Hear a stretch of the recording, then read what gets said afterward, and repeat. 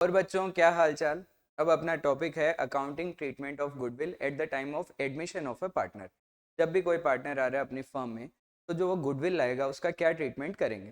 ठीक है, जब भी कोई पार्टनर पार्टनरशिप फर्म में आता है ना, तो हम उससे दो चीज़ के लिए पैसे मंगवाते हैं। हम उसे बोलते हैं कि एक तो कैपिटल लेके आ, ठीक है, और दूसरा हम उसे बोलते हैं कि गुडविल के पैसे लेके आ।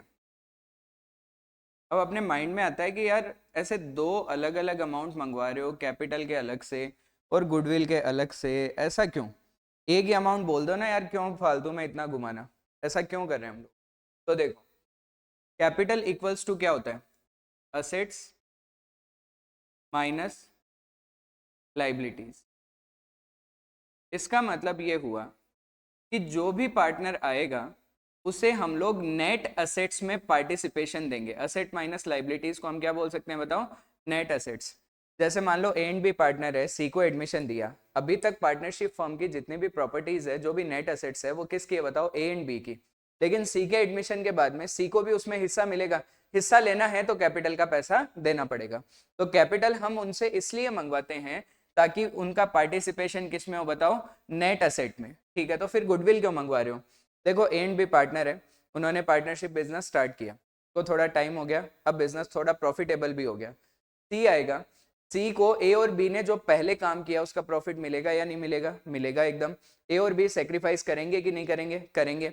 तो ए और बी के सेक्रीफाइस को कंपनसेट कौन करेगा? सी। क्यों? क्योंकि ए और बी ने जो पहले काम किया है उसका बेनिफिट सी को फ्यूचर में मिलने वाला है।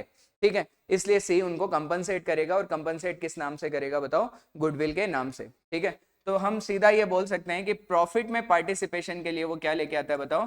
गुडविल लेके आता है। या फिर हम बोल सकते हैं कि जो उसे गेन मिला है, न्यू पार्टनर को जो गेन मिला है, वो किस फॉर्म में लेके आएगा? गुडविल के नेम से लेके आएगा।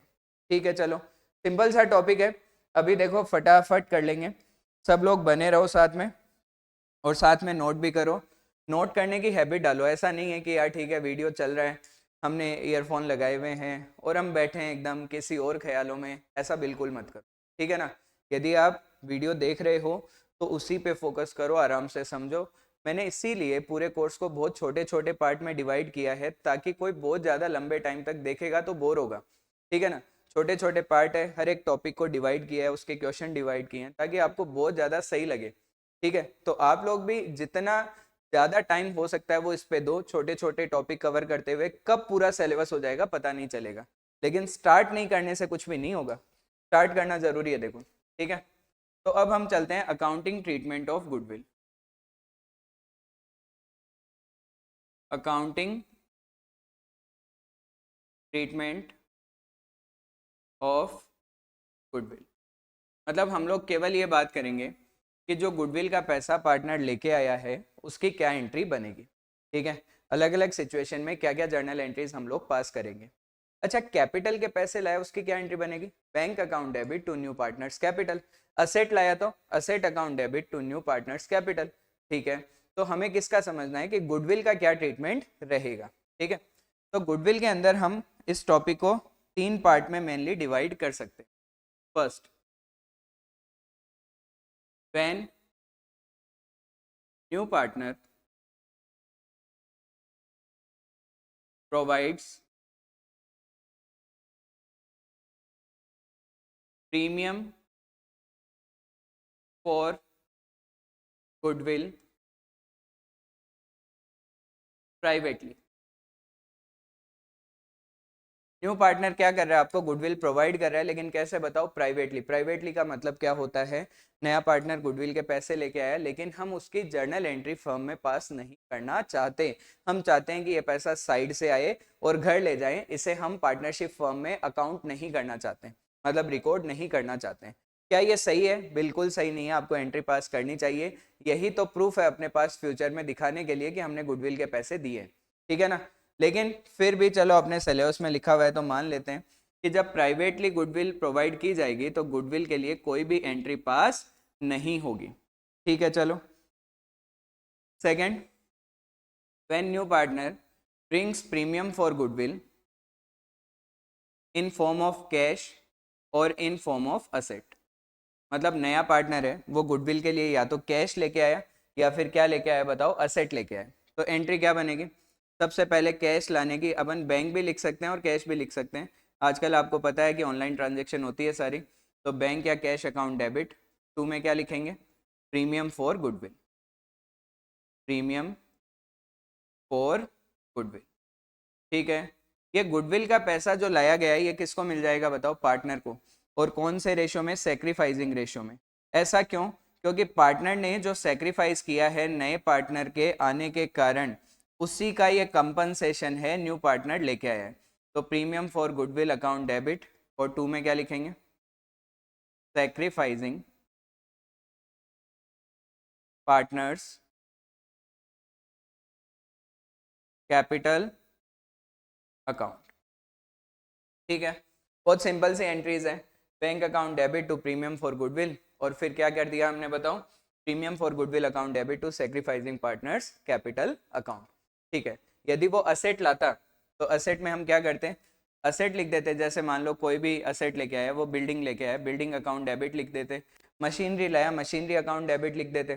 ठीक है, जो भी असेट फर्म में आएगी उसे डेबिट ही करना ही अपने को पता है, असेट इंक्रीज होती है डेबिट में लिखते हैं, डिक्रीज होती है तो क्रेडिट में लिखते हैं। चलिए ठीक है, आगे बढ़ते हैं, थर्ड पॉइंट समझते हैं कि क्या हो सकता है। Point number 3, when new partner is unable to bring premium for goodwill in cash और एसेट, जो भी, मतलब नया पार्टनर आया तो सही, उसने बोला यार कैपिटल के पैसे तो मैं अभी लेके आ रहा हूँ, लेकिन गुडविल जितना पैसा अभी मेरे पास है नहीं, फ्यूचर में जब मेरे को प्रॉफिट होगा या फ्यूचर में इतने टाइम बाद में मैं ये पैसा लेके आ जाऊंगा। ठीक है, अब हम बोलेंगे कि यदि उसके पास गुडविल के पैसे नहीं है तो हम उसे एडमिशन देंगे ही क्यों। वो देखो पार्टनर की खुद की चॉइस है कि वो केवल कैपिटल के अगेंस्ट में उसे एडमिशन देना चाहते हैं या नहीं देना चाहते हैं, वो पार्टनर की खुद की चॉइस है, हमें उस बात से कोई मतलब नहीं है। हमें तो ये बोला जाएगा कि गुडविल मंगवानी तो थी लेकिन वो गुडविल के पैसे कैश में लेके नहीं आया। तो नहीं आया तो क्या एंट्री बनेगी, वो एंट्री कर लेते हैं। तो हमें क्या करना है, new partners current account debit to sacrificing partners capital account. जितना पैसा उससे गुडविल के नाम पे हमें लेना था हम उसके करंट अकाउंट में डेबिट कर देंगे। ठीक है, मैं एक एग्जांपल देके आपको समझाता हूँ कि इसका अल्टीमेट इम्पैक्ट क्या आया, हमने ऐसा क्यों किया। ठीक है, मैं आपको एग्जांपल देके समझाता हूँ। For example A and B partner है, ठीक है, उन्होंने सी को एडमिशन दिया, सी को बोला कि 30,000 तो कैपिटल के लिए लेके आने, ठीक है, और 5,000 लेके आने हैं गुडविल के लिए। चलो कोई बात नहीं, अब फिर उसने बोला कि मेरे पास तो यार गुडविल के पैसे तो है नहीं और कैपिटल के अमाउंट में लेके आ जाता हूँ। ठीक है, कैपिटल के अमाउंट कितना लाया बताओ, 30,000। हमने उसकी एंट्री क्या पास की, cash account debit to C's capital, और अमाउंट कितनी आ गई बताओ, 30,000। चलिए ठीक है, ये बात तो समझ में आ गई। फिर आगे क्या करना है, अब हम क्या लिखेंगे, C's current account debit, C's current account debit to, मान लो ए और बी दोनों सेक्रीफाइस कर रहे हैं और इक्वली कर रहे हैं, to A's capital to B's capital, और 5,000 है, 2,500 और 2,500।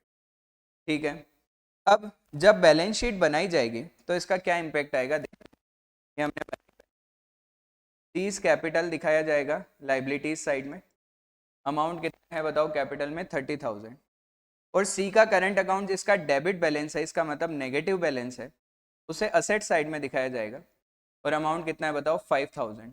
अल्टीमेटली यदि नेट बैलेंस निकाला जाए तो कितना हुआ बताओ, 25,000।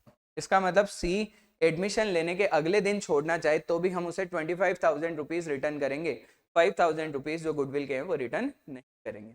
इसका मतलब हमने 5000 का बुक्स ऑफ अकाउंट में इस तरीके से इम्पैक्ट दे दिया कि उसकी कैपिटल में कोई चेंज भी नहीं आया और ऑटोमेटिक एक बैलेंस भी क्रिएट हो गया कि हमें 5000 रुपए सी से फ्यूचर में रिसीव करने हैं, ठीक है। लेकिन इसके साथ में ये भी समझो कि कई बार कई बुक्स के अंदर करंट अकाउंट की जगह यहाँ पे कैपिटल अकाउंट लिखा हुआ आता है, क्या वो सही है? क्या सीज कैपिटल अकाउंट लिखा होता है, एकदम सही है, कोई प्रॉब्लम नहीं है। यदि किसी बुक में कैपिटल अकाउंट डेबिट किया हुआ है न्यू पार्टनर का तो वो गलत नहीं है, एकदम सही है। इवन सीए इंस्टीट्यूट के मॉड्यूल में भी यही दिया हुआ है, ठीक है ना। हम लोग करंट अकाउंट लिख रहे हैं, हमारा पर्पज क्या है? सिंपल पर्पज है, हम जो उसकी न्यू कैपिटल है उसमें कोई चेंजेस करना नहीं चाहते। लेकिन यदि हम कैपिटल में डायरेक्टली लिख रहे हैं तो भी उसमें कोई प्रॉब्लम नहीं है, वो भी एकदम करेक्ट ट्रीटमेंट रहेगा, ठीक है। चलो और क्या करना रहेगा इसके अंदर? देखो ये 3 ही पॉइंट थे गुडविल के सिंपल से। एक मैं आपको छोटा सा टॉपिक और बताता हूँ। मान लो ये हर एक चैप्टर में एप्लीकेबल है डिसोल्यूशन को छोड़ के। बैलेंस शीट के अंदर असेट साइड में गुडविल ऑलरेडी मान लो अपीयर है 50,000, एंड बी पार्टनर है, ठीक है। 3:2 में सी को एडमिशन दिया 1/4 शेयर के लिए। सी जो गुडविल लाया वो अलग है, वो ट्रीटमेंट हम समझ चुके हैं। लेकिन जब कभी भी गुडविल पहले से बैलेंस शीट में अपीयर हो रही होगी, क्वेश्चन में ऐसे लिखा आएगा goodwill already appears in balance sheet, जब कभी भी ऐसी सिचुएशन रहेगी तो हमें क्या करना है? हमेशा इस गुडविल को क्या करना है बताओ? Right of. क्या करना है? राइट ऑफ करना है। और राइट ऑफ हमेशा कौन से रेशियो में करना है बताओ? ओल्ड रेशियो में। कौन से रेशियो में राइट ऑफ करोगे? ओल्ड रेशियो में। और एंट्री क्या बनेगी? एंट्री भी बना देता हूं, A is capital account debit, A is capital account debit, B is capital account debit, और 2 में क्या आ जाएगी? गुडविल। अमाउंट कितनी है? 50,000, 30,000 एंड 20,000। 3:2 में ये मान लेता हूँ, सॉरी ओल्ड रेशियो दिया हुआ है ना, हाँ 3:2। 3:2 में हमने क्या किया? डिवाइड कर दिया, ठीक है। ऐसा क्यों किया? अकाउंटिंग स्टैंडर्ड 26 में लिखा हुआ है कि गुडविल है वो 2 टाइप की हो सकती है। एक तो होती है परचेज्ड गुडविल और एक होती है सेल्फ जनरेटेड गुडविल, ठीक है। जो गुडविल हम परचेज करते हैं उसके लिए हम एक पर्टिकुलर प्राइस पे करते हैं, जो अपना कैपिटल नेचर का लॉस होता है। कंपनी के चैप्टर में आप सीखोगे कि किस तरीके से गुडविल कैपिटल नेचर लॉस होता है, ठीक है। और जो लॉसेज होते हैं उनको हम क्या करते हैं बताओ? राइट ऑफ करते हैं। क्या हम सेल्फ जनरेटेड गुडविल को कभी भी बैलेंस शीट में लिख सकते हैं? नहीं लिख सकते। क्यों? क्योंकि मनी मेजरमेंट कॉन्सेप्ट एप्लीकेबल होता है। जिस चीज को आप मनी में मेजर नहीं कर सको उसे हमें बुक्स ऑफ अकाउंट में नोट नहीं करना है। आप बोलोगे यार गुडविल के मनी को क्यों नहीं मेजर कर सकते? आपने जो मेहनत की, इतना टाइम दिया, इतने पर्सनल रिसोर्सेज लगाए, आपने जो सेक्रीफाइसेस किए, उसके बाद में ये गुडविल जनरेट हुई है, क्या आप उनकी वैल्यू कैलकुलेट कर सकते हो? नहीं कर सकते, ठीक है। परचेज करते टाइम पे हमें किसी ना किसी अमाउंट पे स्टक होना पड़ता है कि भाई गुडविल के नाम पे इतने पैसे तो लेंगे या इतने पैसे तो देंगे, ठीक है ना, वो अलग बात है। लेकिन सेल्फ जनरेटेड गुडविल की हम वैल्यू नहीं निकाल सकते। तो जब भी बैलेंस शीट में गुडविल लिखी हुई होगी तो ये अपना एक तरीके से सीधा सीधा मानो कैपिटल नेचर का लॉस है और उसे क्या कर देना है? Right of. कौन से रेशियो में? ओल्ड रेशियो में, ठीक है। चलो ये तो हो गया अपना टॉपिक।